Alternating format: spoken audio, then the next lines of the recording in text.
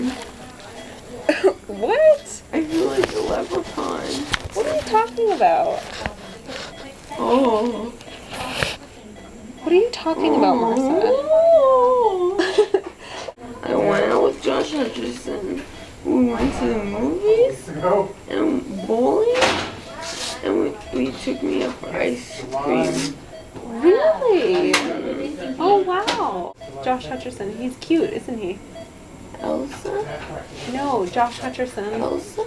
No, Josh Hutcherson. Do you want to go? Hey guys, it's Marissa, and today's video is going to be my surgery / emergency room story. And this is kind of like a more serious video. It's not going to be like a super like, hey guys.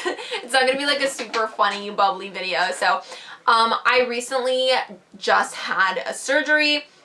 And I have posted before, I think I only posted once on Instagram that I was in the hospital, and, you know, I got a lot of comments that told me to feel better, and, you know, some people were concerned and all that, and thank you so much to everyone who messaged me. But yeah, I just kind of wanted to do a quick video and tell you guys what it was about. So a couple years ago, I started having really bad stomach ache attacks. No matter what I ate, I would occasionally have these attacks, and it happened, you know, at first it happened a couple times a year, and it was just like, it was really annoying, and then it started happening more frequently throughout the years.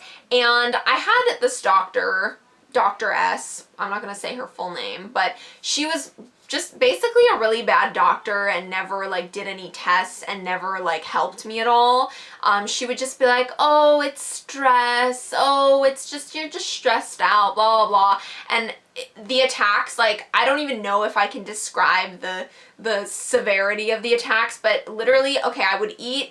An hour later, I would literally feel like I was about to die. I would break out into a cold sweat.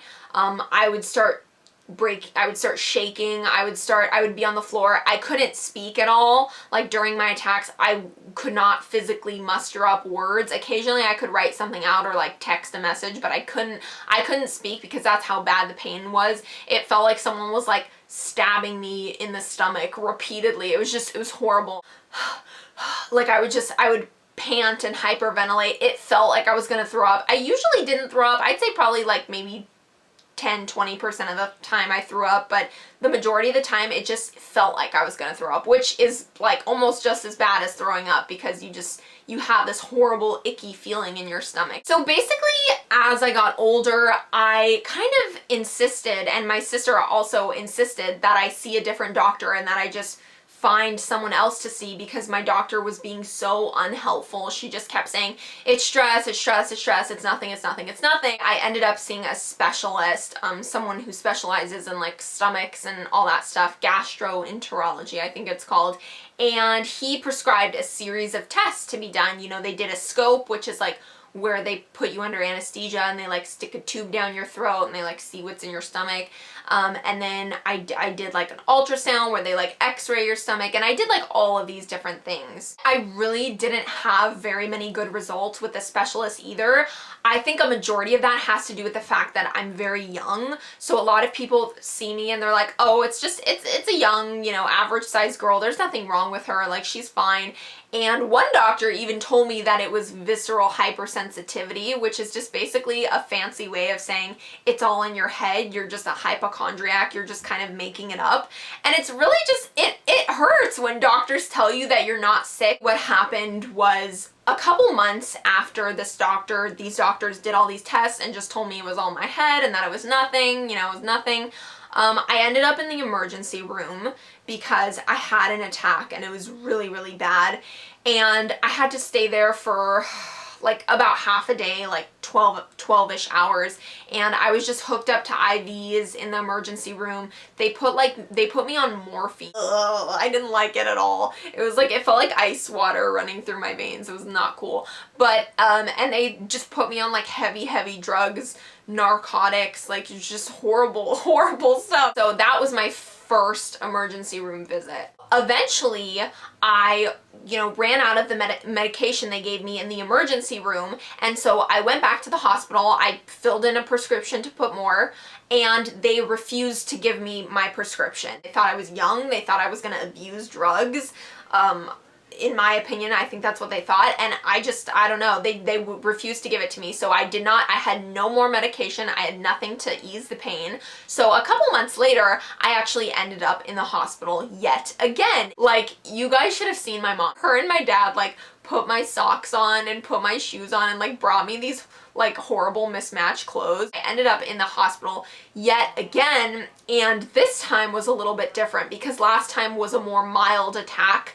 This attack was much more severe, and I actually had to stay in the hospital for about 3-ish days or so because it turns out that my condition, I had a very serious stomach condition where I needed surgery, and my stomach, my pancreas started to shut down. And it's really sad that it took several emergency room visits before doctors finally told me that I needed this surgery. And you know what's funny is that I actually suggested to these doctors months before. I was like, I think I might need a surgery for blah blah blah, and you know, I tried to talk to them about it, and I had probably about 4 different doctors say, no, no, no, no, no, you're fine, you don't need a surgery. But when I was in the emergency room, like, dying of my pancreas, you know, I had all these doctors come up to me and tell me, why haven't you had a surgery yet? You've needed this surgery for a long time. Like, what's wrong with you? They basically thought that I was some stupid teenager, like, not taking care of my health, when in reality, it's like, I've been trying to for years, but it's doctors telling me that I'm crazy and that there's nothing wrong with me. So that was really frustrating. So eventually, after being stuck in the hospital for like 3 days and not being able to eat anything, by the way, which is like slow but sure torture, and being on IVs, they finally agreed to get me this surgery. They told me wrong days, they told me wrong times, they told me wrong doctors. It was such a nightmare having it scheduled. They like put me under anesthesia. It actually took like 4 hours or something crazy before they started to begin the surgery. Like, I was just sitting in a bed for hours, which was really nerve-wracking because you see everyone else hooked up. I'll include a bunch of clips. Apparently I said a bunch of funny things when I woke up from surgery. I don't really remember, but yeah, I'll try and get you the footage. So you like me the best? Look at me. Oh, shut up. What? I cannot even believe how pretty you are. Did you hear that, Mom? She said you look like Nicole Just like Kidman. Nicole Kidman. God, everyone's so pretty. Who? Everybody in this hospital. Why did you just randomly say elephant? So yeah, ever since then, I've just kind of been taking it easy, taking it slow, trying to not like strain myself. I don't feel like I want to die anymore. Yay! I haven't even peeled off the tape yet of my surgery scars because I'm that scared. Like, I just don't want to have to look at the scars. Like, I don't like scars. But whatever, I'm not even like a bikini person anyway, so who cares? Thumbs up if you don't want me to die. I'm sure there's probably gonna be a couple thumbs down because I got me a couple haters, but whatever, you know, thumbs up if you don't want me to die.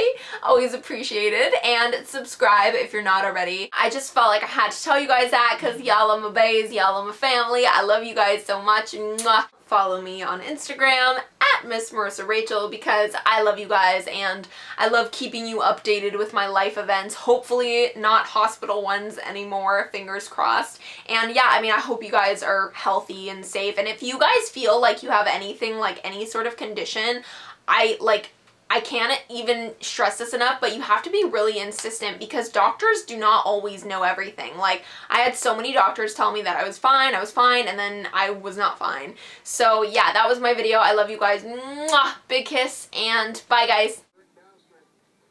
Hey guys, it's Marissa, and I'm in the hospital right now.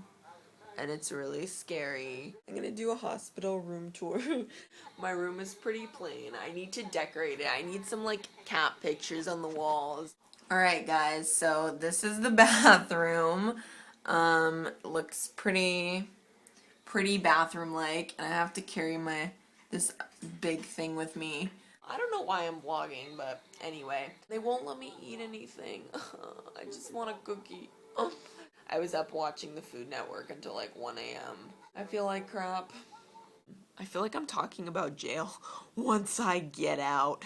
I really want like a giant cookie right now. I can't believe I'm still vlogging with my IV in my arm. Stay healthy.